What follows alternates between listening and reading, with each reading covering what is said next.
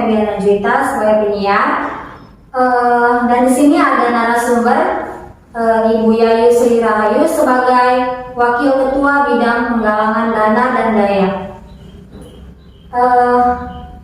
Hari ini akan membahas topik peran LPA dalam masyarakat. Lembaga ini tentunya memiliki peran aktif atau mempunyai tugas dalam melakukan pengawasan terhadap pelaksanaan perlindungan anak dan pemenuhan hak anak. Baiklah, kali ini ada yang berbeda di LPA karena pertama kali saya ada di podcast LPA, dan tentunya aku nggak sendirian karena aku ditemani oleh narasumber hebat, yaitu Ibu Yayu Sri Rahayu sebagai Wakil Ketua Bidang Penggalangan Dana dan Daya. Di podcast kali ini episode kita akan berbincang-bincang mengenai peran LPA dalam masyarakat. Penasaran kan?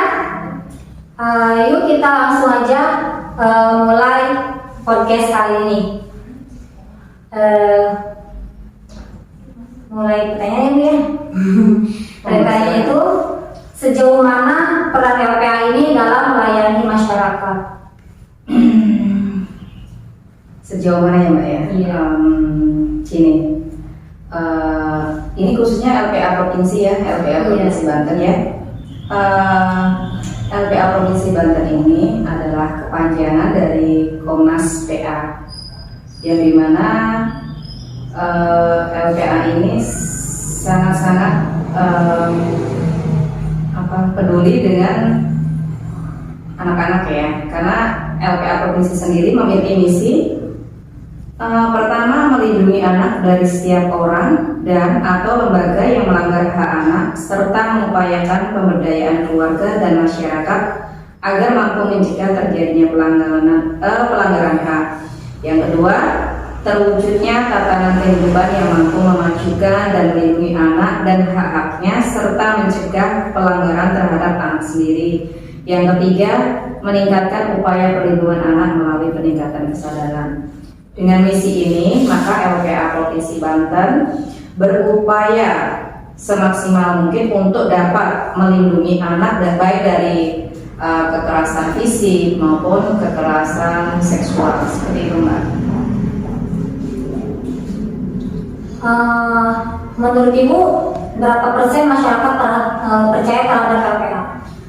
Mengenai kepercayaan masyarakat terhadap LPA, khususnya LPA Provinsi Banten, bagi masyarakat yang sudah mengetahui kiprah LPA Provinsi Banten, tentunya kepercayaan itu 100%. Tapi bagi masyarakat yang belum tahu kiprah-kiprahnya, dan bahkan yang mungkin masyarakat yang belum mengetahui apa itu LPA Provinsi Banten, mungkin mereka belum punya trust. Seperti itu Mbak. Terus bagaimana sih biar si masyarakat tersebut itu percaya terhadap LPA sepenuhnya gitu? Untuk membuat masyarakat percaya kiprahnya LPA Provinsi Banten, LPA Provinsi Banten khususnya selalu mensosialisasikan kegiatan apa yang sudah dilakukan dan apa yang akan dilakukan. Selama ini LPA Provinsi Banten sudah banyak melakukan kegiatan-kegiatan pendampingan pada anak-anak yang mendapatkan perlakuan kekerasan seksual, pendampingan hukum, memberikan pendampingan psikologi,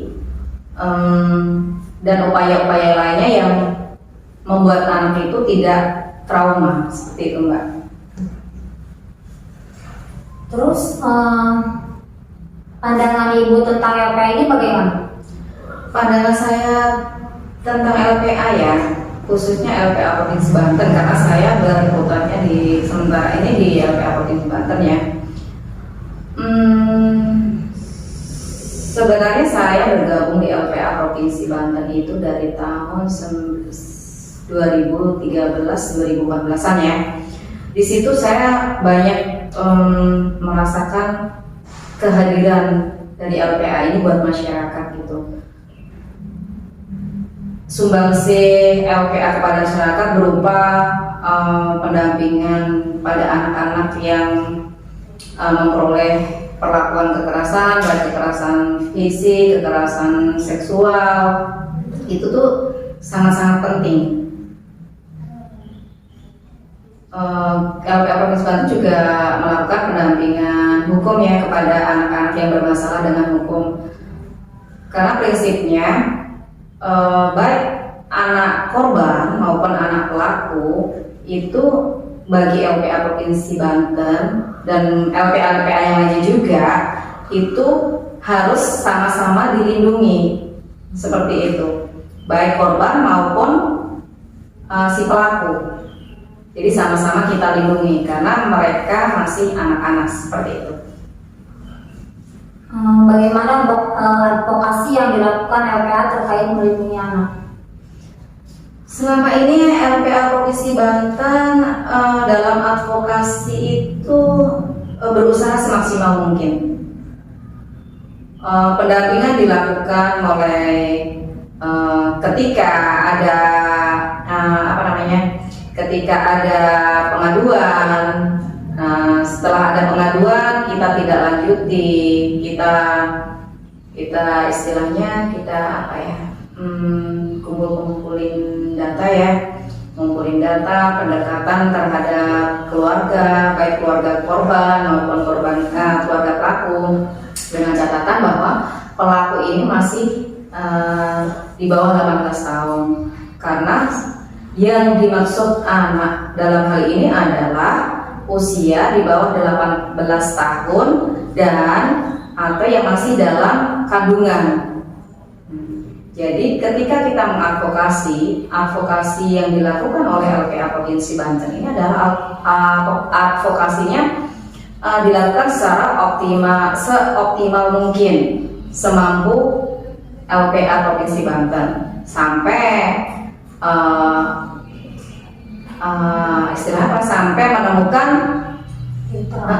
sampai menemukan titik way out-nya, jalan keluarnya.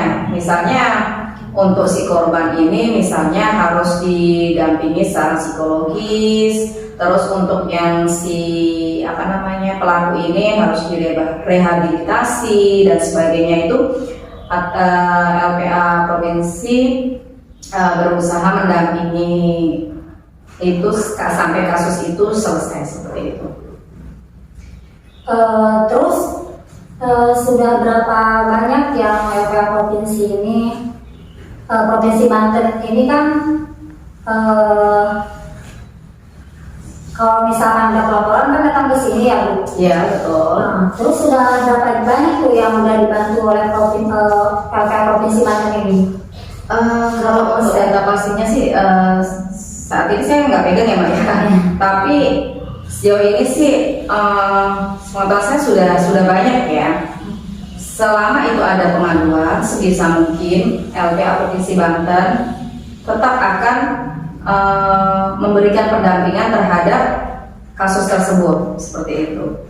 Jadi istilahnya itu tidak ada yang laporan itu kita tolak selama kita memang bisa memberikan bantuan gitu, baik bantuan dari hukum maupun bantuan pendampingan secara psikologi seperti itu.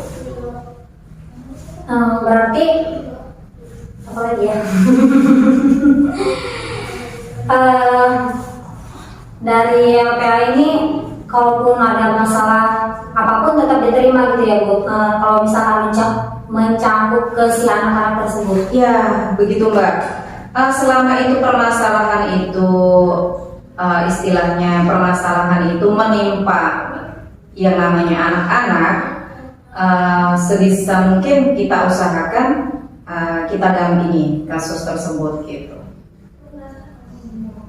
Selama kasus itu berarti diselesaikan, pernah nggak sih kalau misalkan kasusnya itu ada yang nggak sampai selesai? Kasus apa dulu ini? Maksudnya kasus yang berkaitan dengan hukum atau kasus bagaimana gitu? Iya kan, misalkan kayak misalkan kasus pencabulan ya Bu ya. Terus tiba-tiba si keluarga si keluarga tersebut datang lagi ke sini dan meminta untuk tidak dilanjuti gitu tuh kasusnya? Sejauh ini sepengetahuan saya sih belum pernah ada ya untuk kasus itu terus dari pihak keluarga meminta untuk penghentian kasus gitu. Sejauh ini sih belum ada sih Mbak. Biasanya kalau misalnya emang kasus pencabulan seperti itu ya kita sampai di pengadilan ya, kita kawal sampai ke pengadilan seperti itu. Kecuali kalau misalnya memang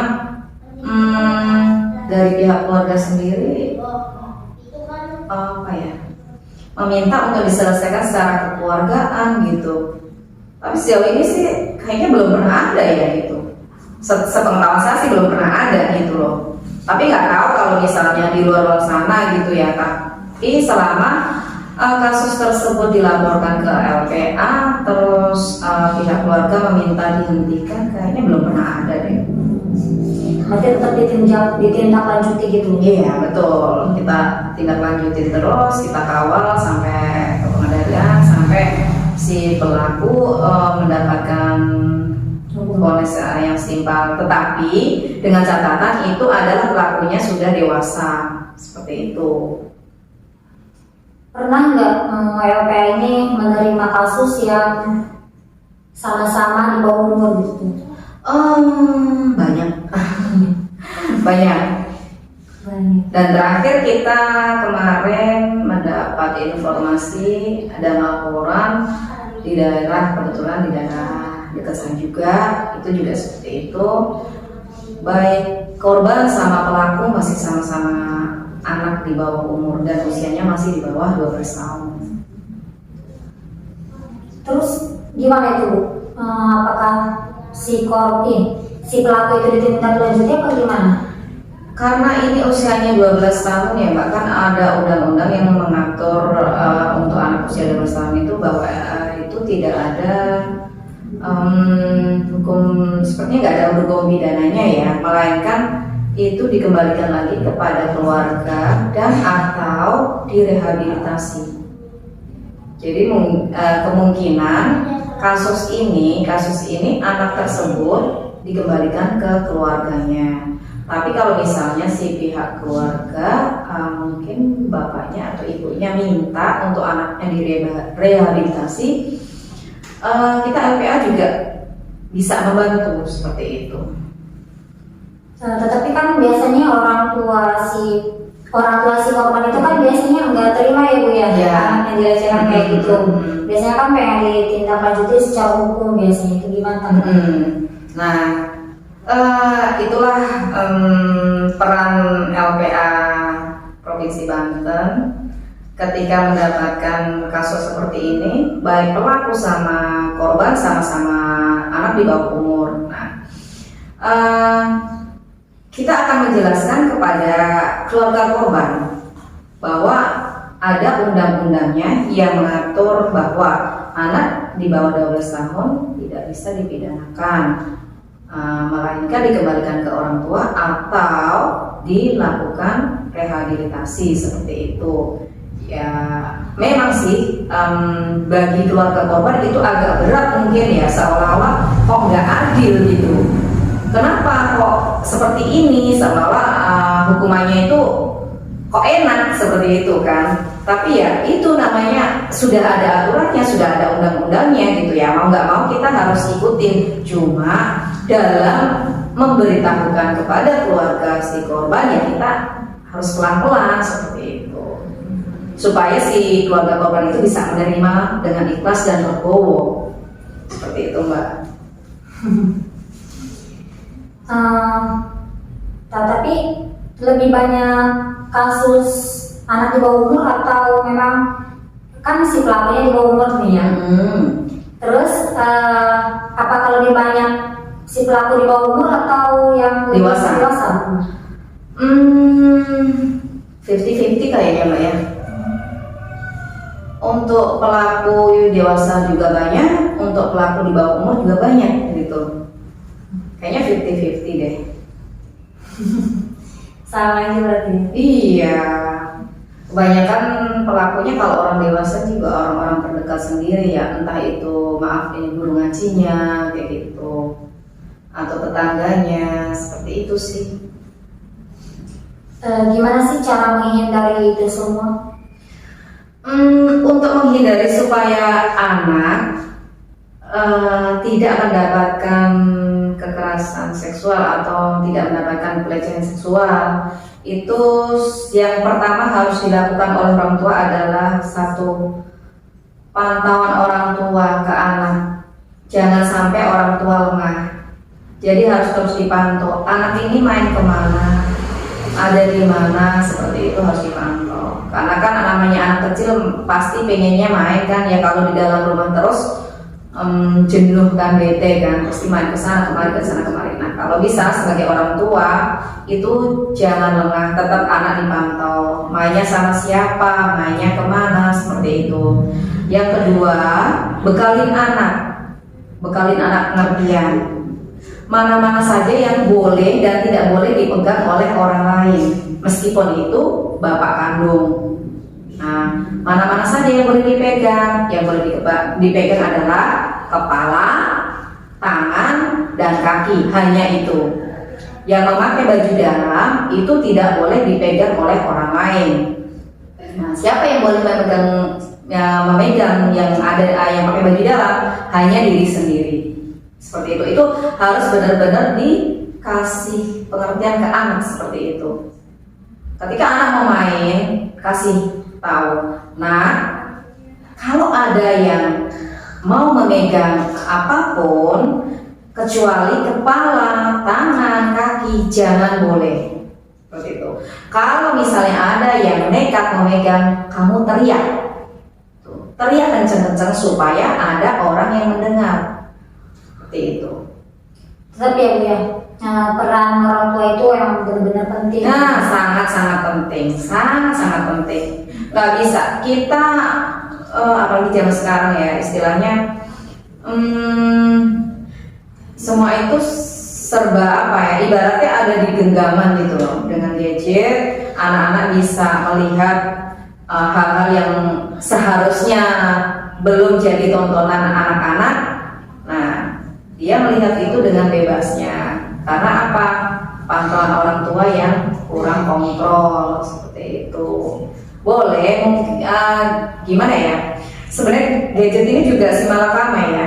Ketika kita memberikan kebebasan ke anak untuk memakai gadget, anak-anak kadang-kadang memanfaatkannya untuk hal-hal yang memang lebih mudarat ya. Nah, tapi ketika kita tidak memperbolehkan anak juga kasihan juga gitu, nanti anak jadi gaptek. Jadi alangkah bijaknya ketika orang tua ini memberikan gadget ke anak itu tetap dipantau. Misalnya anak ini ketika asik main gadget itu, kita lihat dia buka apa sih gitu. Dan kalau bisa itu gadget jangan dikasih pin. Maksudnya nggak usah dikunci. Maksudnya orang tua bisa membuka gitu loh. Jadi sewaktu-waktu orang tua itu bisa ngecek apa saja yang pernah dibuka si anak ini, situs-situs apa aja, gambar-gambar apa aja gitu.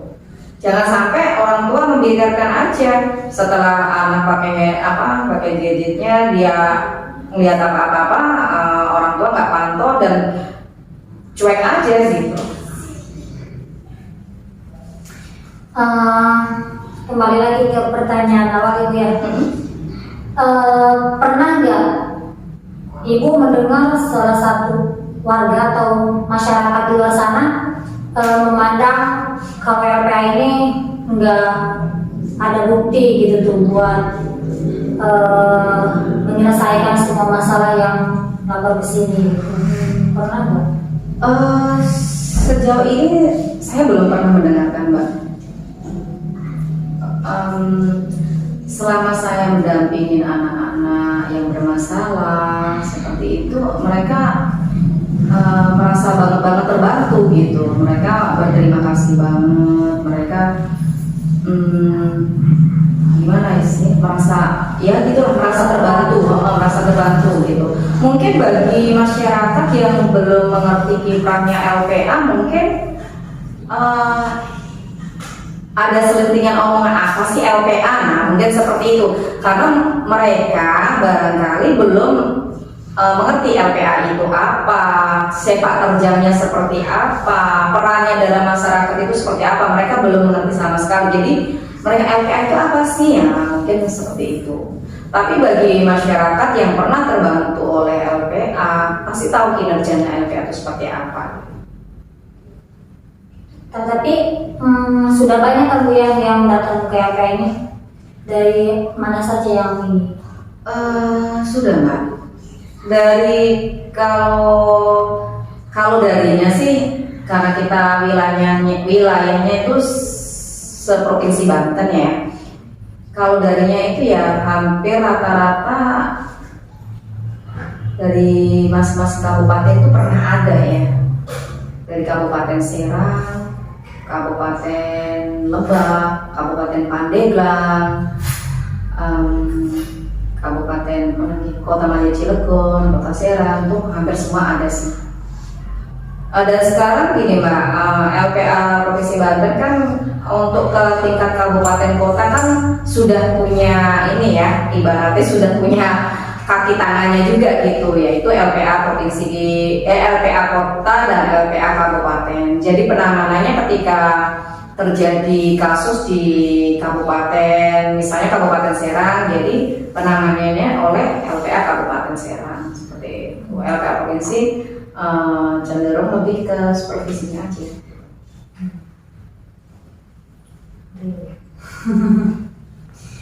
Oke teman-teman, dari yang kita bahas tadi ya Bu ya, tentang sejauh mana peran LPA, terus dalam melayani masyarakat, tentang berapa persen masyarakat percaya terhadap LPA, terus pandangan Ibu tentang LPA tadi kan ya, terus itu kan sudah dijelaskan sama Ibu Yayu Sri Rahayu, dan jangan takut untuk lapor karena LPA Provinsi Banten selalu siap untuk membantu masyarakat, gitu kan? Dan jangan lupa kepada teman-teman untuk terus mendengarkan episode-episode selanjutnya yang tak kalah seru ya Bu ya. Yeah. Bagi teman-teman yang ingin kirim saran dan kritik boleh dikirim lewat DM IG LPA Provinsi Banten. Akhir kata, Neng Febiana Juwita pamit dan terima kasih Ibu Yayu Sri Rahayu yang telah menghadiri podcast episode kali ini. Terima kasih banyak teman-teman. Wassalamualaikum warahmatullahi wabarakatuh.